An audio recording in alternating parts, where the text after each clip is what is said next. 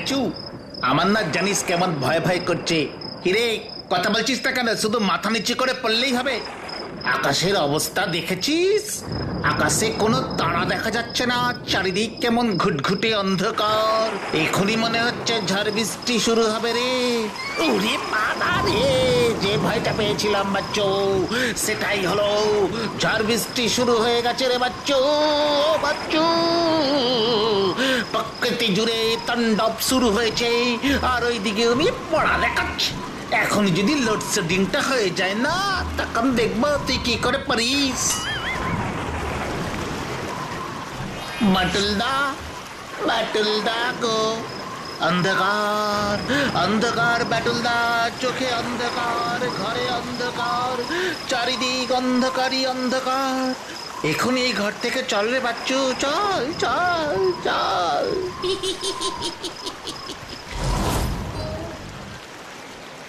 কি হয়েছে? কি তোরা এত চিৎকার করছিলি কেন বাচ্চু বিচ্ছু? করবো না? চারিদিক অন্ধকার হয়ে গেছে, বাইরে ঝড় বৃষ্টি হচ্ছে, আমরা দুটো ছোট্ট ছোট্ট ছেলে। তোমার কোনো চিন্তা নেই আমাদের জন্য বাটুলদা। অন্ধকারে যে আমার ভীষণ ভয় করে গো বাটুলদা, ভীষণ ভয় করে। একটু আলো জ্বালো না গো বাটুলদা, একটু আলো।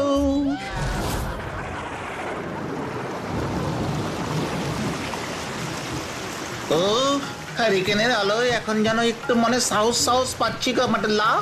আলো জ্বলে গেছে, এবার পড়তে বস। ও বাটুল্লা, এখন আমাদের পড়তে বলো না গো। তা এখন এই লোডশেডিং এ পড়বি না তো কি করবি শুনি? গল্প শুনবো। অনেক দিন তোমার মুখ থেকে কোনো গল্প শুনিনি গো বাটুল্লা। বলো না গো একটা গল্প। কথা দিচ্ছি, কারেন্ট এলেই একেবারে গুড বাইয়ের মতো পড়তে বসে যাবো। হ্যাঁ, বলো না বাটুলদা। ঠিক আছে বলছি, কিন্তু মনে রাখিস কারেন্ট আসলেই কিন্তু পড়তে বসতে হবে। ঠিক আছে ঠিক আছে, বসবো বসবো। আগে তুমি গল্প বলো। ও বাটুলদা, আবার কি হলো? বললাম তো গল্প বলবো। না, আসলে বলছিলাম এরকম একটা থমথমে ঘা ছমছমে পরিবেশে একটা ভূতের গল্প বলো না গো। ভূতের গল্প? হ্যাঁ, ভূতের গল্প। আচ্ছা বাটুল্লা, তুমি তো কত কিছুই জীবনে দেখেছো, নিজের চোখে কখনো ভূত দেখেছো? ভূত? দেখেছিলাম একবার। তাহলে আমাদের ওই জীবন্ত ভূতের গল্পই বলো বাটুল্লা। ভূত আবার জীবন্ত?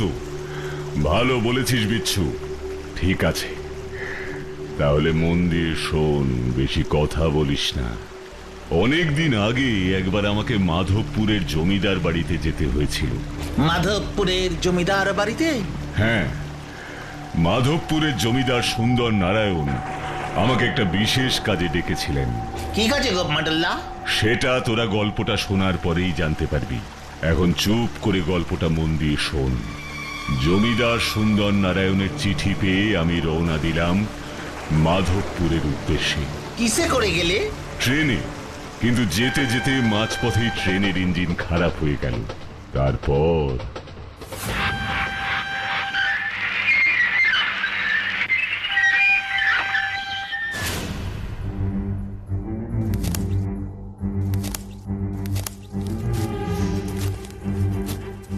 কোনোভাবেই যখন ট্রেনের ইঞ্জিনটা ইঞ্জিনিয়াররা ঠিক করতে পারলেন না, তখন আমি ট্রেনটাকে টেনে টেনে নিয়ে গেলাম মাধবপুর স্টেশন অবধি।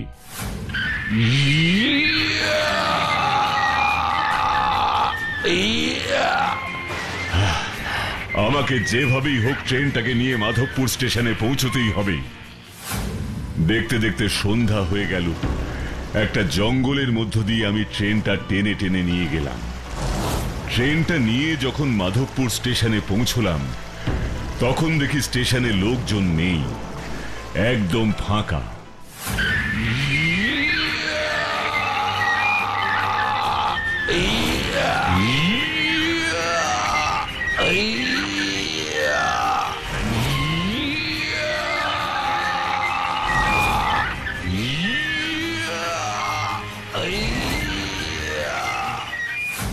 যাত্রীরা সবাই ট্রেন থেকে নেমে আমাকে ধন্যবাদ জানিয়ে যে যার বাড়ির দিকে রওনা দিলেন। Thank you Batul Babu, thank you. আজ তোমার জন্যই আমরা মাধবপুরে এসে পৌঁছতে পারলাম। এতে ধন্যবাদের কিছু নেই। সবাইকে বিপদে সাহায্য করাই তো আমার কাজ। আর চিন্তার কিছু নেই। এবার আপনারা সাবধানে বাড়ি যান। বাবা, তুমি অত বড় ট্রেনটা টেনে টেনে মাধবপুর স্টেশনে নিয়ে গেলে? এছাড়া তো আমার কাছে অন্য কোনো পথ খোলা ছিল না বিচ্ছু। তারপর তারপর তারপর কি হলো গো বাটুল্লা? তোমার সাথে ওই জ্যান্ত ভূতের কখন দেখা হলো বলো না গো? বলছি শোন, মাধবপুর স্টেশন থেকে বেরিয়ে আমি রাস্তা দিয়ে হাঁটছিলাম, তখন চারদিক বেশ অন্ধকার হয়ে গেছে, রাস্তায় লোকজন কেউ চোখে পড়ছিল না। এমন সময় হঠাৎ দেখলাম চাদর মুড়ি দিয়ে একটা লোক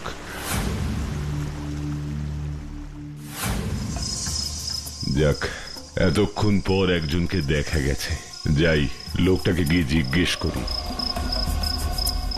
এই যে শুনছেন, আচ্ছা মাধবপুরের জমিদার সুন্দর নারায়ণের বাড়িটা কোন দিকে আপনি জানেন?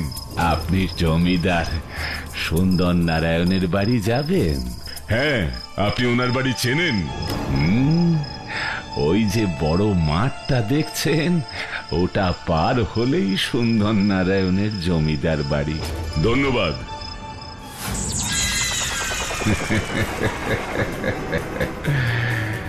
সুন্দর নারায়ণের বাড়ি যাবে? জানা যা, গেলেই ওখানে দেখতে পাবি।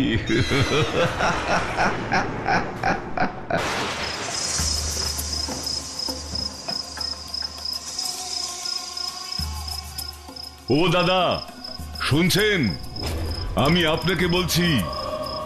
আপনি আমাকে ডাকলেন? হ্যাঁ, বলছিলাম জমিদার সুন্দর নারায়ণের বাড়িটা এখান থেকে আর কত দূর? এই তো, এই মাঠটা শেষ হলেই সুন্দর নারায়ণের জমিদার বাড়ি। সে তো আমাকে আগেও একজন বলেছেন। তাহলে সমস্যা কোথায়? অনেকক্ষণ ধরে হাঁটছি, কিন্তু এই মাঠ কিছুতেই শেষ হচ্ছে না। সোজা হেঁটে চলে যান, ঠিক পেয়ে যাবেন। ঠিক আছে, দেখি।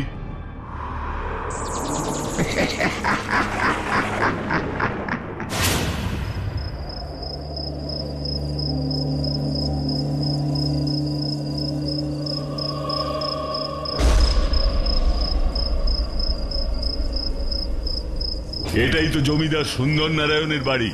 হ্যাঁ বাবু। উনি বাড়িতে আছেন? হ্যাঁ, জমিদার সাহেব নিজের ঘরে আছেন। ধন্যবাদ।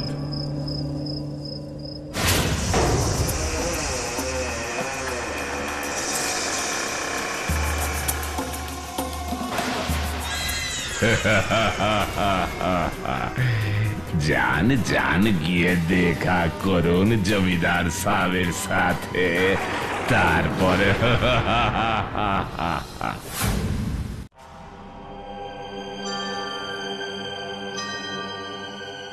জমিদার বাবু ঘরে আছেন?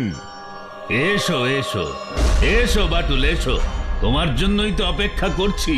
কিন্তু আপনি ঘরের সব আলো বন্ধ করে বসে আছেন কেন জমিদার বাবু? আলো? হ্যাঁ, আলো দিয়ে আমি কি করব বাটুল? আমার তো আলোর প্রয়োজন হয় না, আমি তো অন্ধকারেই ভালো আছি। এ আপনি কি বলছেন জমিদার বাবু? অন্ধকার কি কোনো মানুষের ভালো লাগতে পারে? মানুষের ভালো নাই লাগতে পারে, কিন্তু আমাদের তো ভালোই লাগে। ও, খুব ভালো লাগে। মানে?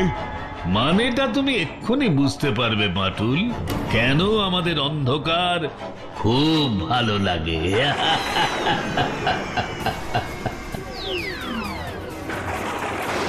ও মাই গড, তার মানে আপনি? হ্যাঁ, আমি সুন্দর নারায়ণের ভূত। আর শুধু আমি একাই নই, এই মাধবপুরের সবাই ভূত। এসব আপনি কি বলছেন জমিদার বাবু? যা বলছি ঠিকই বলছি বাটুল। বেশ কয়েক বছর আগে কলেরাতে মাধবপুরের সব লোক মারা যায়, এমনকি আমার একমাত্র মেয়ে ফুলকেও আমি কলেরা থেকে বাঁচাতে পারিনি।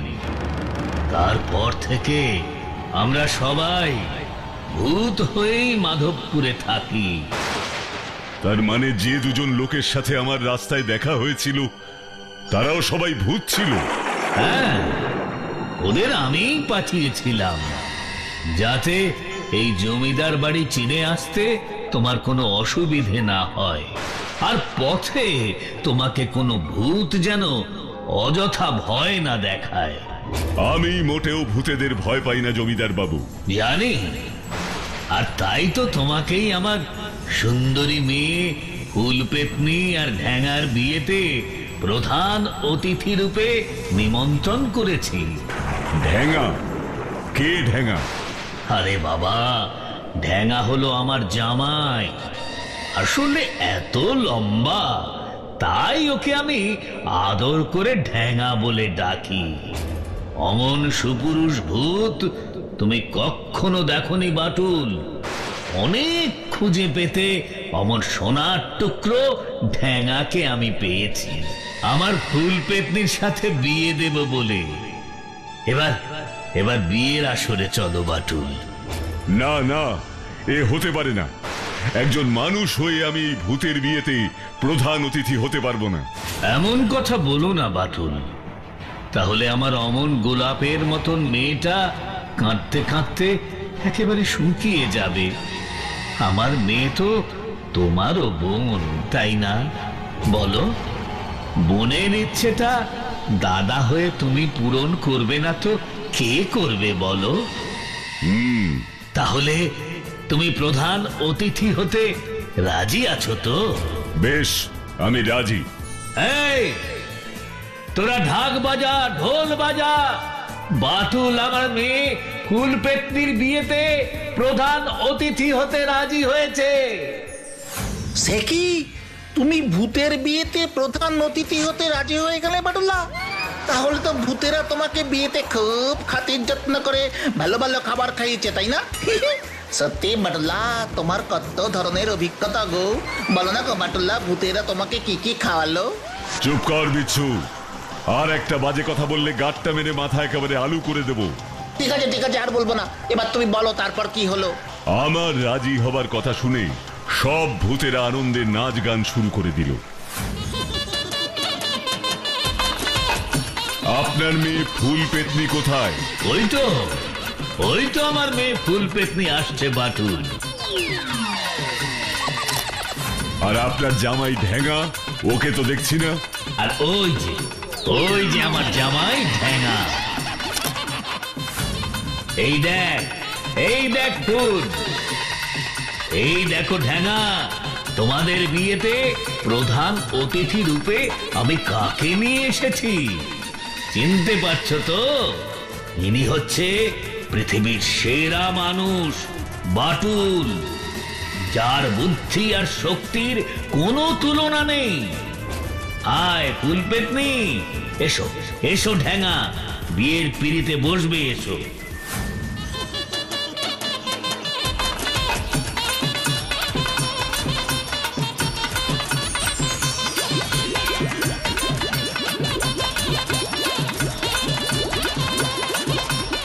নাও, এবার তোমরা মালা বদল করো।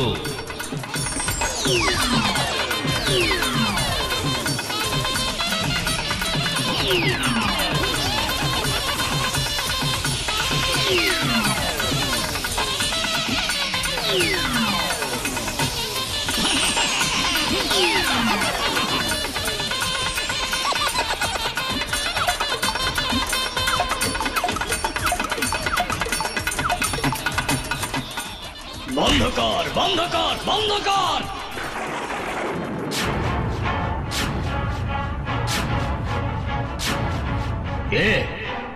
রে তুই আমার মেয়ের বিয়েতে এসেছিস কেন? হ্যাঁ, আমাকে জিজ্ঞাসা করছিস আমি কে? বাটুল, এ মনে হয় নিজের নামটাও জানে না। খবরদার, খবরদার, একদম আমাকে অপমান করবি না। আমি হলাম ডাকাত সর্দার প্যাংলা চরণ। প্যাংলা, এখানে কেন এসেছো বাবা? ডাকাতি করতে। আমাদের দেখে এইটুকু বুঝতে পারছিস না? তাড়াতাড়ি তোর সব টাকা পয়সা ধনরত্ন যা আছে সব আমাকে দিয়ে দে।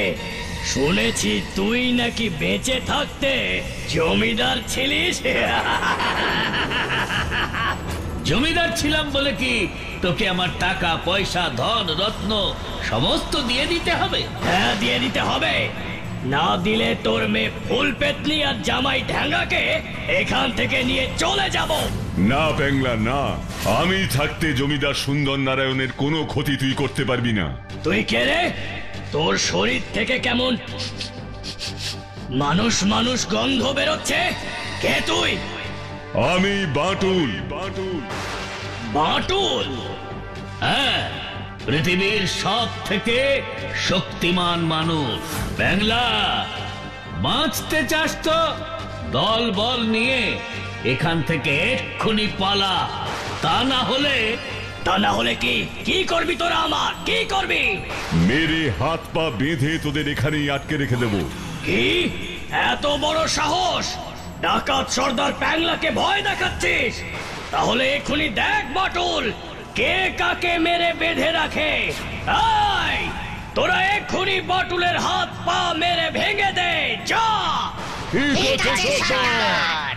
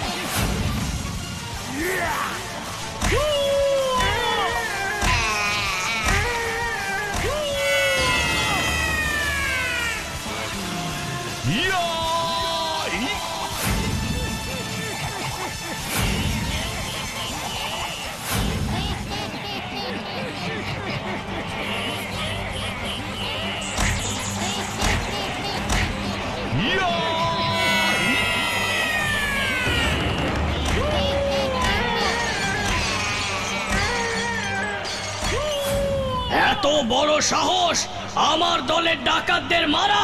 তাহলে দেখ বাটুল, এবার আমি তোর কি করি। ইয়া!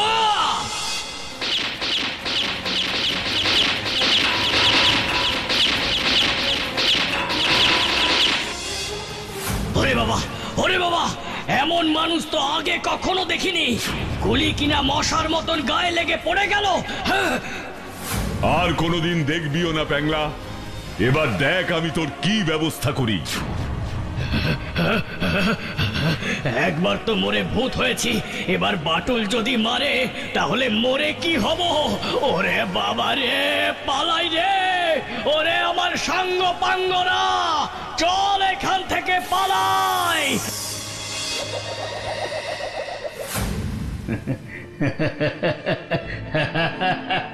সত্যি সত্যি বাটুল, আজ তোমার জন্যই আমার মেয়ে ফুল পেতনি আর ঠ্যাঙার বিয়েটা ভালোই ভালোই হয়ে গেল, আর আমার টাকা পয়সাটাও সব প্যাংলার হাত থেকে বেঁচে গেল। এই ফুল পেতনি, আরে এই ঠ্যাঙা, দাঁড়িয়ে দাঁড়িয়ে মুখ দেখছিস কি? যা যা যা, বাটুলকে প্রণাম কর।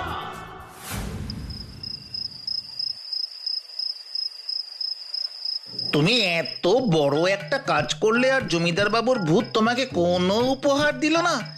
কি কিপটে জমিদার রে বাবা। আমি যদি জমিদার হতাম না, তোমাকে কত কিছু উপহার দিতাম। কে বললো তোদের আমি উপহার পাইনি? পেয়েছো? কি উপহার পেয়েছো মাটুল্লা? এই হ্যারিকেনটা, যার আলোয় আমি তোদের এতক্ষণ ধরে গল্পটা বললাম। এত বড় একটা কাজ করে শেষে কিনা এই উপহার, হ্যারিকেন? না বাবা, আমি কোনোদিন ভূতদের বিয়েতে যাব না। কি মজা, কি মজা। কারেন্ট চলে এসেছে, কারেন্ট চলে এসেছে। আমার গল্প বলাও শেষ হয়েছে। তাহলে এবার তোরা দুজন গুড বয়ের মতন পড়তে বস।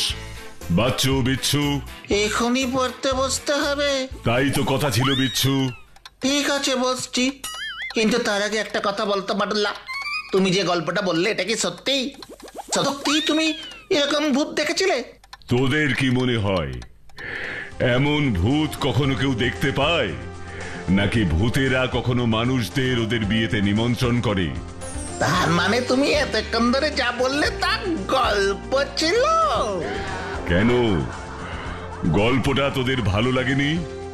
খুব ভালো লেগেছে, কিন্তু তুমি এই গল্পটা আমাদের বললে কেন? যাতে এই ঝড় বৃষ্টি আর লোডশেডিং এর এই গা ছমছমে সময়টা তোদের গল্প শুনতে শুনতে মজায় কেটে যায়। ও কি তাই না?